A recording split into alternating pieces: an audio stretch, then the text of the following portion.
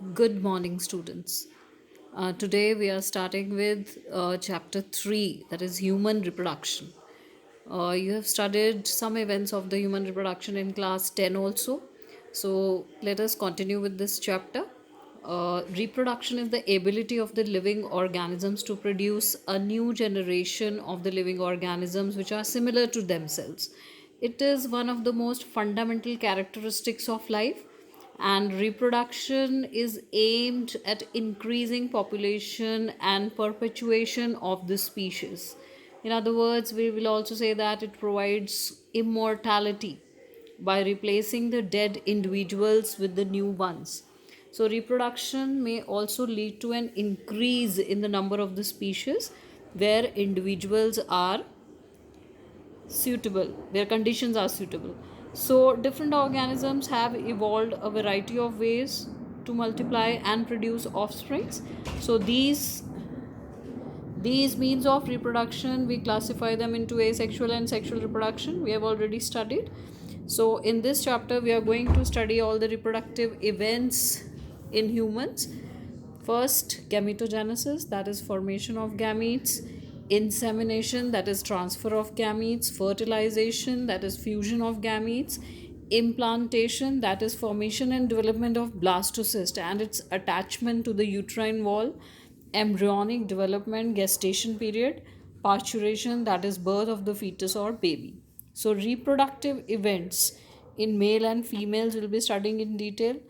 Will also study about the formation of the gametes, like the sperm formation that is in the males, that is continues even in the old man.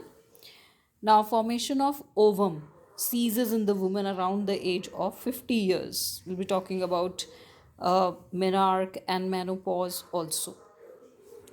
Accessory ducts of the male reproductive system. These are of four types: rete testis, vasa efferentia, epididymis, and vas deferens.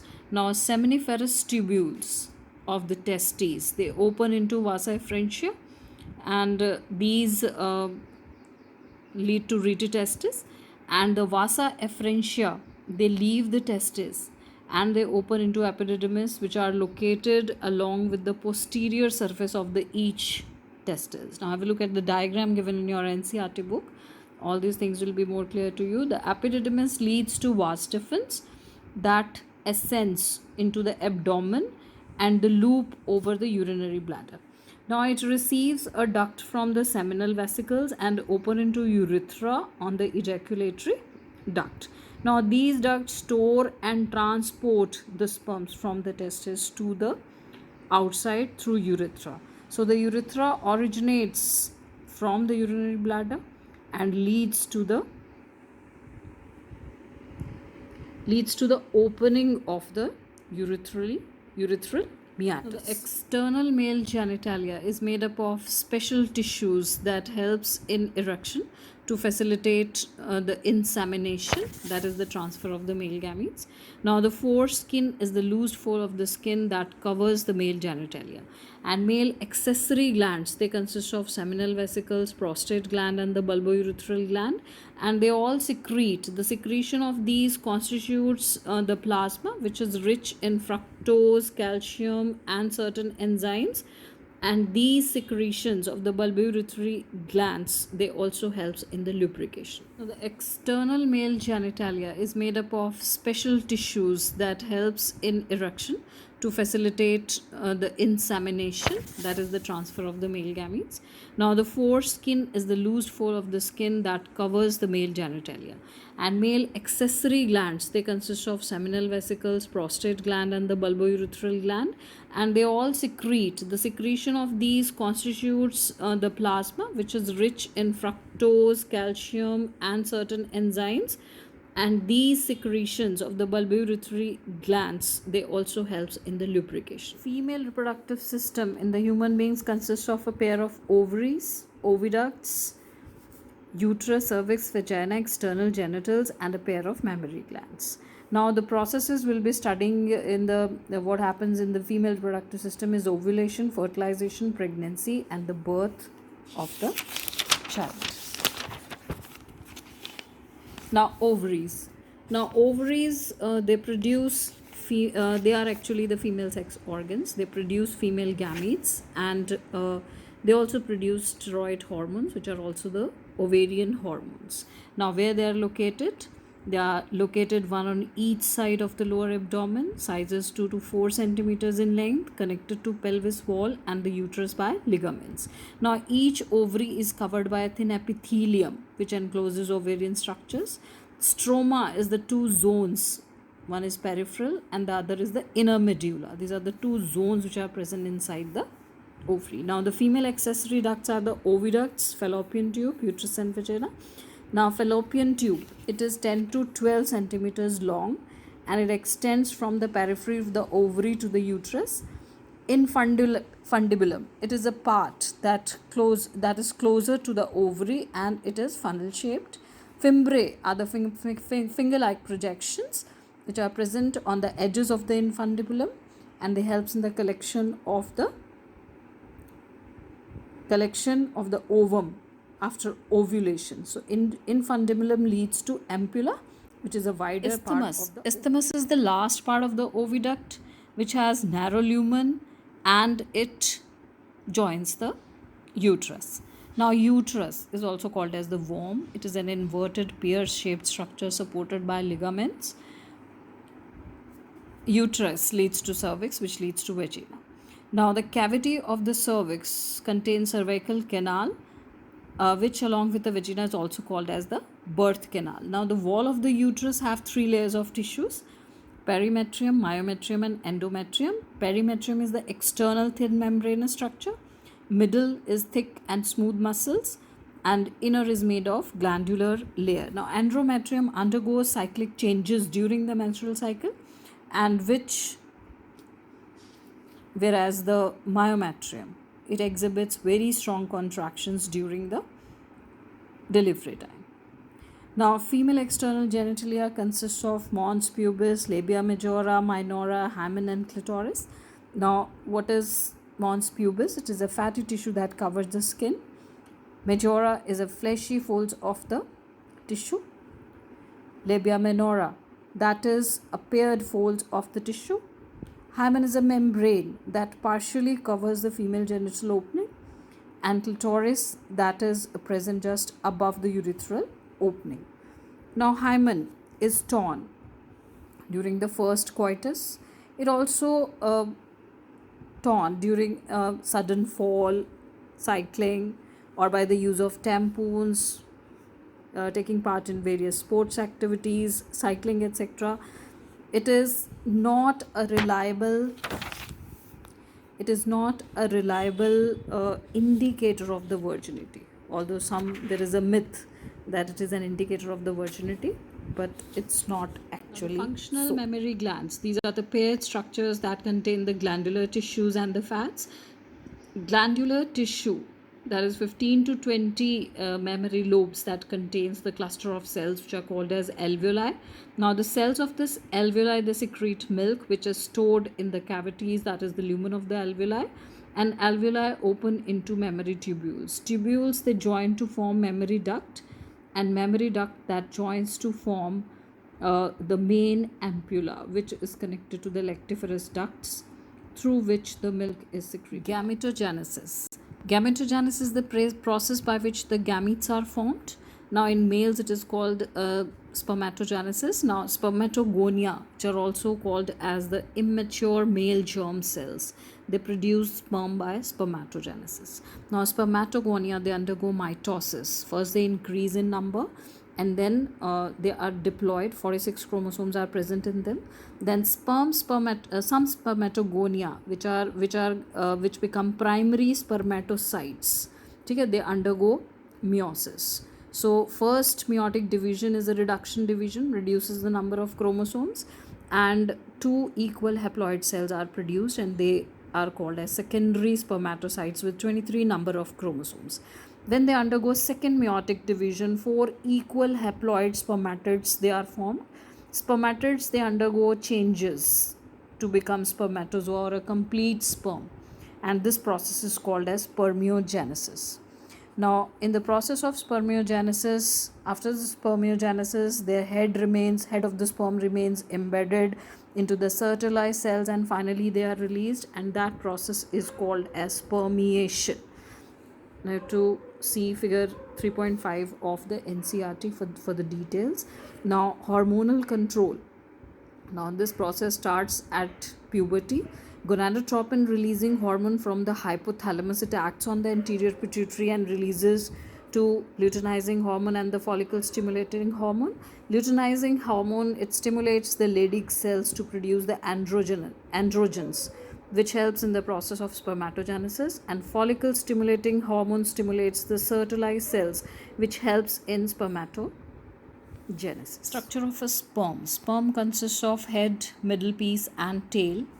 Now, the plasma membrane, it covers the whole of the sperm, and head contains the haploid nucleus. It consists of acrosome. What are acrosome? It is the region that is present just above the head, which contain lot of enzymes which helps in the fertilization of the ovum. Now, middle piece consists of mitochondria. Mitochondria helps in providing a lot of energy, which helps in the movement of the tail. So, motility, which is essential for fertilization, that is possible because of the mitochondria which are present in the middle piece. So, 200 to 300 million sperms, they are ejaculated, and 40% of the sperms, they are responsible for the motility and for fertilization. Now, seminal plasma and sperms, they together form the semen, and they are controlled by androgen. Please see the diagram given in NCRT figure 3.6 for this, and draw that diagram. Oogenesis. Now, the process of formation of a mature female gamete is called as oogenesis. It starts during the embryonic development in each ovary of the fetus, which is a female, and millions of these gamete mother cells, which are called as oogonia, they are present. Now, after birth, no oogonia are formed, and these cells, which are also called as gamete mother cells, they start division, and they enter into prophase 1 of meiosis, and they get arrested in this stage, which is also called as primary oocyte. Now, primary oocyte, they get surrounded by the layer of granulosa cells, which are called as primary follicles, and a large number of these follicles, they degenerate from birth to puberty. So, at puberty, a female has 60 to 80,000 of primary follicles which are left in each ovary, and primary follicles, they are surrounded by more layers of granulosa cells and nuclei, and these are called as secondary follicles. Now, the secondary follicles, they transform into tertiary follicles with a fluid filled cavity, that is called as antrum. Today we'll start with the process gametogenesis. Now, before that, we have studied about the male and the female reproductive organs and the whole system. Now, we know that gametogenesis is the process of formation of gametes, which are haploid, from the undifferentiated diploid germ cells, is called as gametogenesis. Now, since the gametes are of two types, so the gametogenesis is also of two types, that is spermatogenesis and oogenesis. Today we'll discuss first about the spermatogenesis, which occurs in the males. Now, spermatogenesis takes place in the seminiferous tubules. Now, seminiferous tubules, we know that they are lined by germinal epithelium, and which consists of primary germ cells and fertilized cells. So, the process by which the gametes are formed, that is called as gametogenesis. And in the males, spermatogonia, these are the immature male germ cells. They produce sperm by the process of spermatogenesis. And spermatogonia, which are also, they first undergo mitosis, and then they increase their number. So, the number of cells, they increase by the process of mitosis, and they remain as diploid number of cells, and the number of chromosomes remains the same, that is 46 chromosomes in each cell. Now, some spermatogonia, which are called as primary spermatocytes, they undergo meiosis. We know that meiosis is a reduction division. Now, after first meiotic division, which is the reduction division, the two equal haploid cells, they are formed, and now they are called as secondary spermatocytes because they contain half the number of chromosomes, that is 23 chromosomes in each of the spermatocytes which are formed. Now they'll undergo second meiotic division. These are 4 equal haploid spermatids which are formed. They are all haploid and they undergo spermiogenesis when they get converted into spermatozoa or the sperms. Now in the sperms the head remains embedded in the fertilized cells, and then when they are finally released, that process is called as spermiation. Now figure 3.5 is given in the NCERT of spermatogenesis. That diagram I'll be sending you to draw that diagram or the flow chart of the spermatogenesis also. Now all these processes, whether spermatogenesis or oogenesis, they are controlled by hormones. Now we know that spermatogenesis starts at puberty. So gonadotropin releasing hormone from the hypothalamus region of the brain, it acts on the anterior pituitary, which further releases two hormones, that is luteinizing hormone and follicle stimulating hormone. Luteinizing hormone, it stimulates the Leydig cells to produce androgens, which will further help in spermatogenesis, and follicle stimulating hormone, it stimulates Sertoli cells, which helps in spermatogenesis. Now, structure of a sperm. A spermatozoon consists of 4 parts, that is head, neck, middle piece and tail. But the main parts are 3 only: head, middle piece and tail. Now head. Now before we discuss all the 3 parts, plasma membrane, it is surrounding the whole of the sperm. So whole of the sperm is surrounded by plasma membrane. Head is a flat oval in human sperm, and it consists of anterior nucleus and a small anterior acrosome. So the haploid nucleus is present in the front, and posteriorly in the head region is the acrosome. The nucleus consists of condensed DNA and basic proteins, and acrosome is actually formed of Golgi complex. It contains hydrolytic enzymes, and it is also used to contact and penetrate the egg in the fertilization. So it contains specific enzymes which helps in the fertilization of the ovum. Middle piece is a cylindrical in human sperm. It contains many mitochondria which are tightly coiled around the axial filament. We know that mitochondria are responsible for energy production, provide energy for the movement of the sperm. Now middle piece therefore is also termed as the powerhouse of the spermatozoon, and the amount of energy available is limited. Now motility of the sperm, that is again this is the middle piece which is responsible for the motility of the sperm, which is essential for the fertilization to take place. Then 200 to 300 million sperms, okay, they are being ejaculated, and out of that only 40% of the sperms, they are motile and which undergo fertilization. Out of them only 1 is able to fertilize the ovum.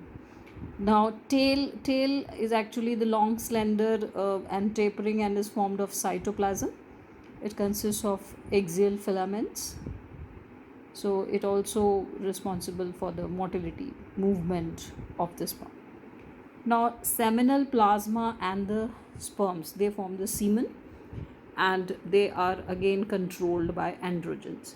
I'll be sending you the diagram of the human male sperm, which is also the figures 3.6 of the NCERT, that is supposed to be drawn in your note. Oogenesis takes place in the ovaries, but unlike sperm formation that starts at puberty, egg formation begins before birth, but it is completed only after fertilization.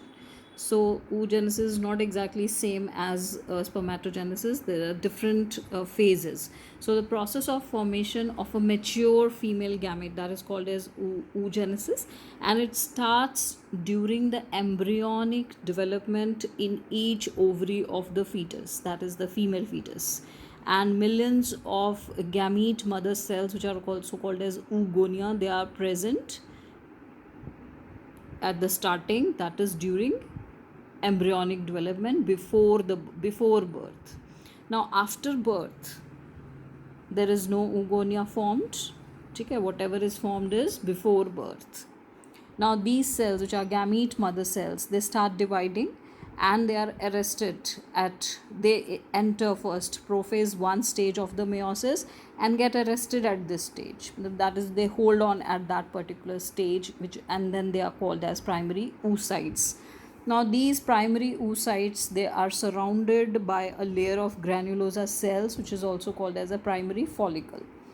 Now a large number of these follicles, they degenerate from the birth to the puberty, and at puberty 60,000 to 80,000 of the primary follicles are left in each ovary. Now these primary follicles, they get surrounded by more layers of granulosa cells, and a new theca is there, and then they become the secondary follicles. So primary follicles get converted into secondary follicles. Now these secondary follicles, they transform into tertiary follicles, so they keep developing stage by stage, and now they get filled with the fluid filled cavity, which is called as Now the antrum. theca layer, which is arranged into an inner theca interna and an outer theca externa. These are the two layers of cells that are surrounding the secondary follicle. Now at this stage, the primary oocyte within the tertiary follicle grows in size and completes its first meiotic division. So they start with the meiosis, and after meiosis we know that number of chromosomes will be reduced to half. So primary oocyte now keeps growing in size by remaining inside the follicle. Now this division is unequal, and it results in the formation of a large haploid secondary oocyte and with a tiny first polar body. So this is the difference in the spermatogenesis as well as oogenesis. Now here you find that two unequal, the division is unequal, and a large secondary oocyte and a polar body is formed. The secondary oocyte, it retains the rich nutrient that is present in the Now primary. we know that the secondary oocyte retains rich nutrient rich cytoplasm of the primary oocyte. Now what is the reason for this, or what is the advantage of this? Now we know that sperm provides only the genetic material to the embryo, nothing else is provided. Now nutrient, cytoplasm, energy, everything is provided by the ovum, which helps in the growth and development of the embryo further.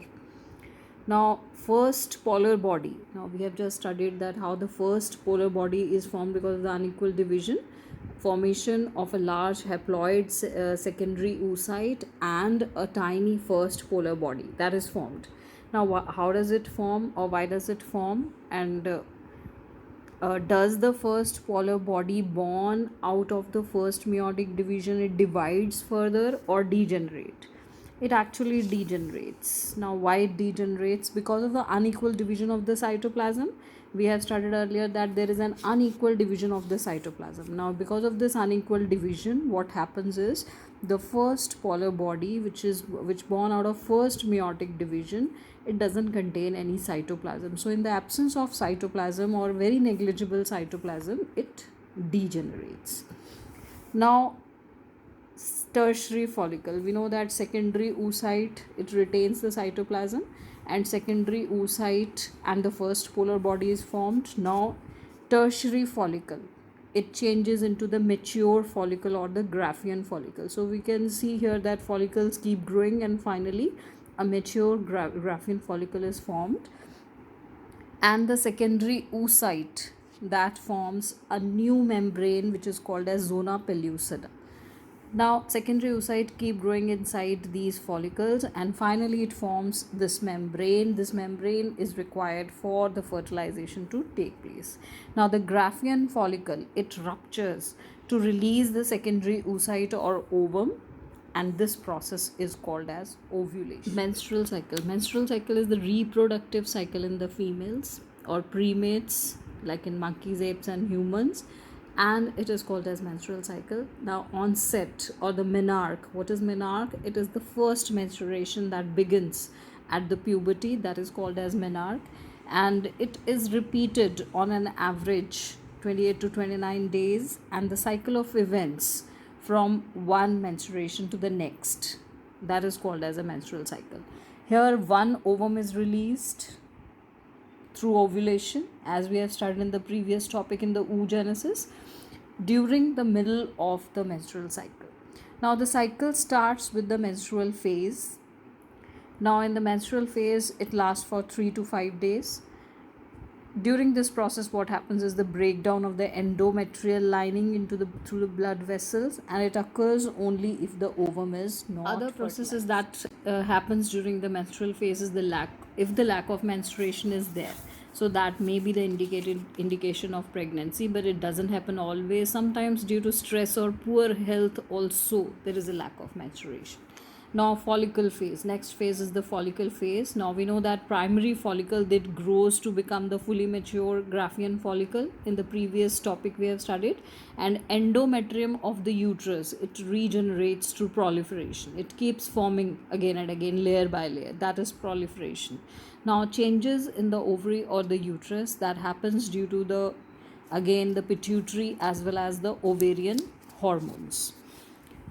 Now, figure 3.9 of NCERT need to be seen for this process and to be drawn in your registers or notebooks. Now, all the hormones which are responsible for all these cycles, they are gonadotropins, luteinizing and follicle stimulating hormone. They increases during the follicular phase. Why they increase? Because they stimulates the follicular development and the secretion of estrogen by growing follicles. Now, LH and FSH, they are peak in the middle of the menstrual cycle, that is on the 14th day of the menstrual cycle.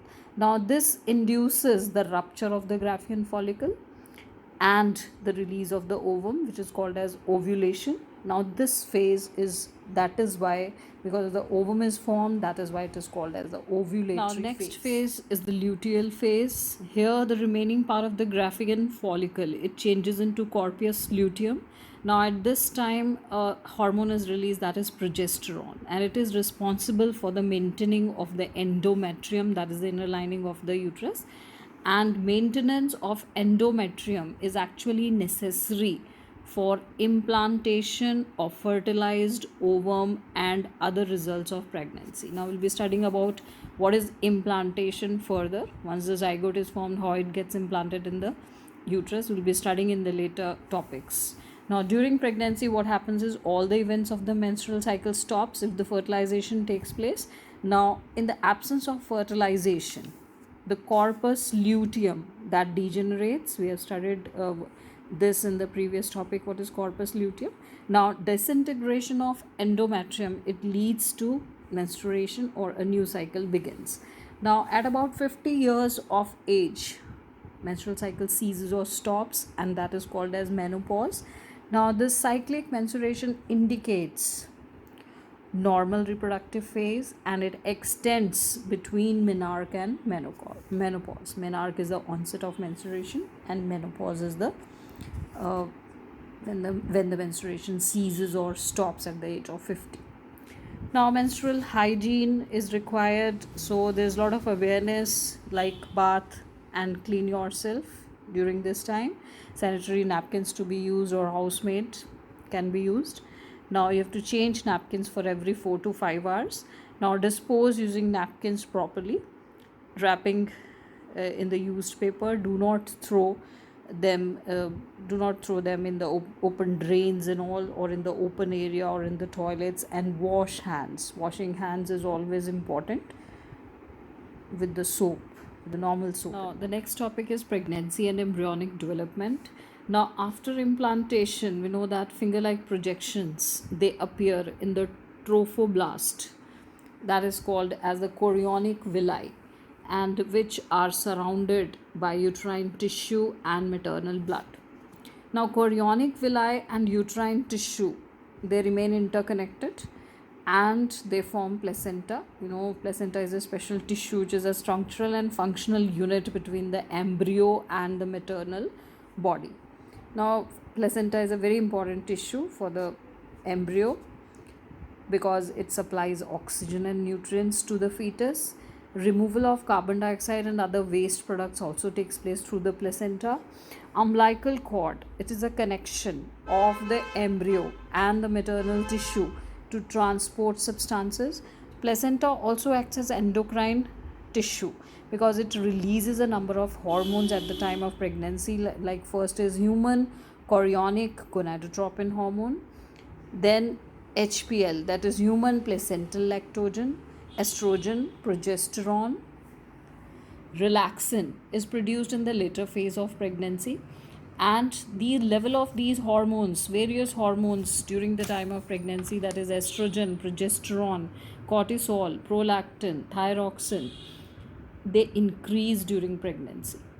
Now all these hormones, they are essential. Why they increase? Because they are essential for the fetus growth, as well as various metabolic changes at that time that are happening in the body of the mother, and for maintaining pregnancy. Now after pregnancy, what happens is the inner cell wall that start forming the embryo, it differentiates into three layers, that is ectoderm, endoderm, and mesoderm, which is an outer, inner, and middle layer.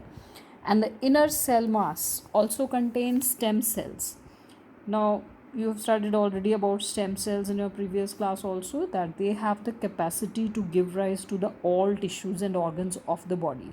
We know today we have stem banks where people, they donate their stem cells and they can be stored in the lab for a longer period of time. So the human pregnancy, it lasts for 9 months. Now you have to find out what is the pregnancy period in dogs, elephants, or in other animals.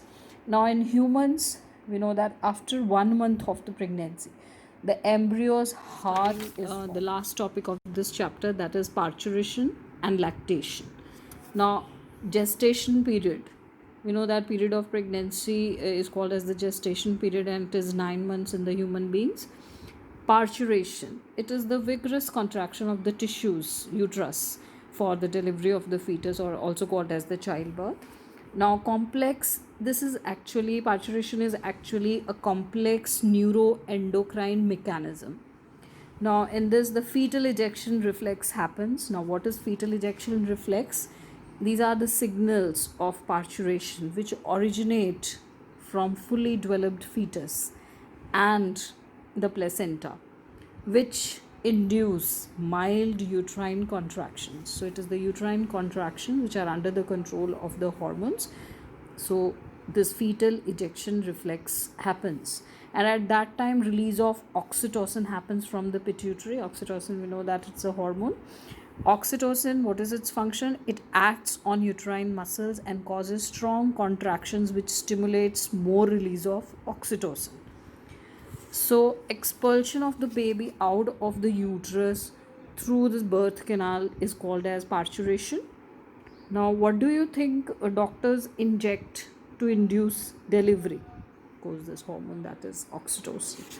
Now lactation, lactation is the production of milk from the mammary glands. Colostrum is the first milk that is produced during initial few days of lactation, which contains several antibodies which are essential for the development and resistance in the newborn babies against disease. Now, by the end of the second month, fetus develop limbs and digits.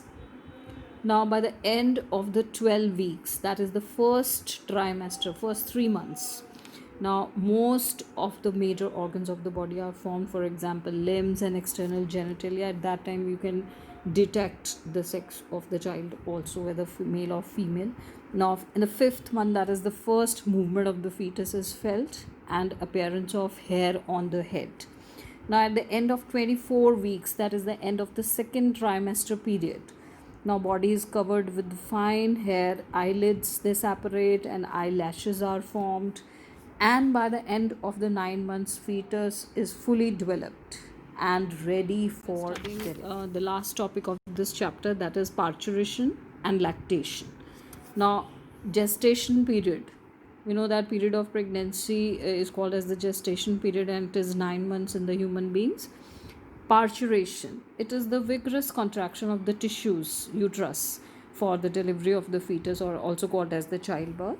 Now complex, this is actually, parturition is actually a complex neuroendocrine mechanism.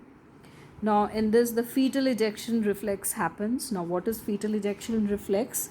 These are the signals of parturition which originate from fully developed fetus and the placenta, which induce mild uterine contractions. So it is the uterine contractions which are under the control of the hormones. So this fetal ejection reflex happens, and at that time release of oxytocin happens from the pituitary. Oxytocin, we know that it's a hormone. Oxytocin, what is its function? It acts on uterine muscles and causes strong contractions, which stimulates more release of oxytocin. So expulsion of the baby out of the uterus through this birth canal is called as parturition.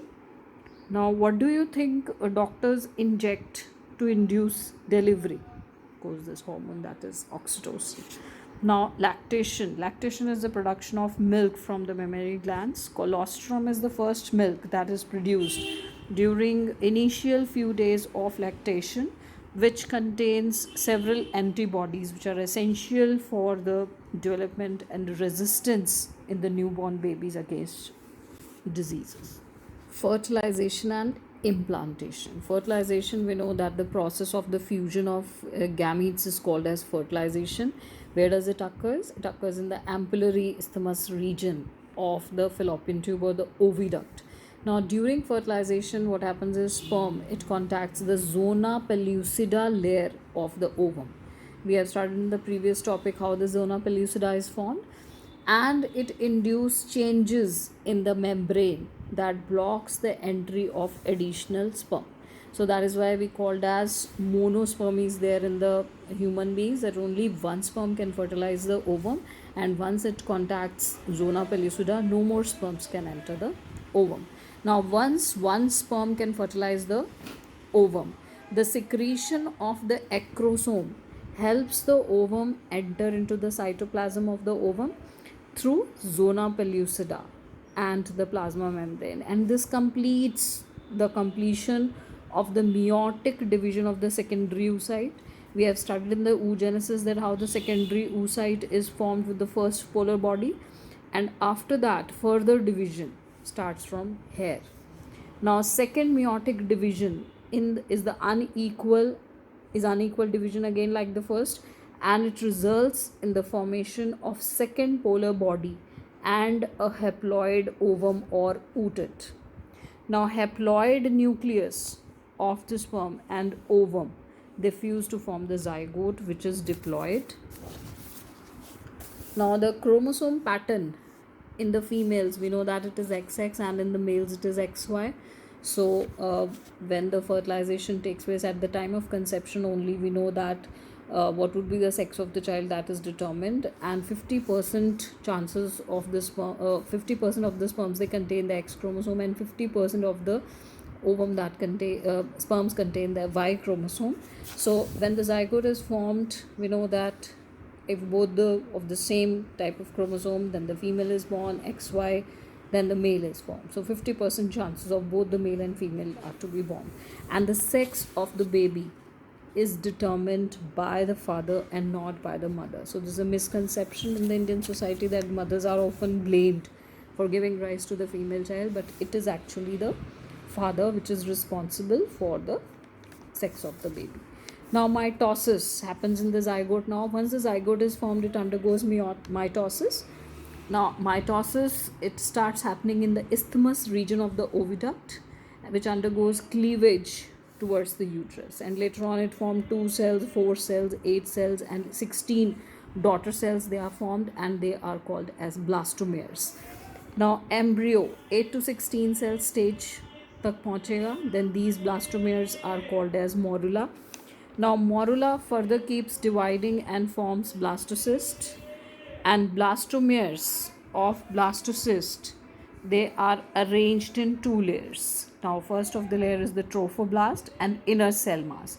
Trophoblast is the outer layers, and inner mass is the inner group of cells which will get converted into embryo, and trophoblast will give rise to 3 layers of cells. So that is why we are called as triploblastic organisms, because we originate from 3 germinal layers. Now, trophoblast, it is attached to the endometrium wall of the uterus, and the inner cell mass develops into the embryo. So the blastocyst, when embedded in the endometrium, that is the inner wall of the uterus. This process is called as implantation.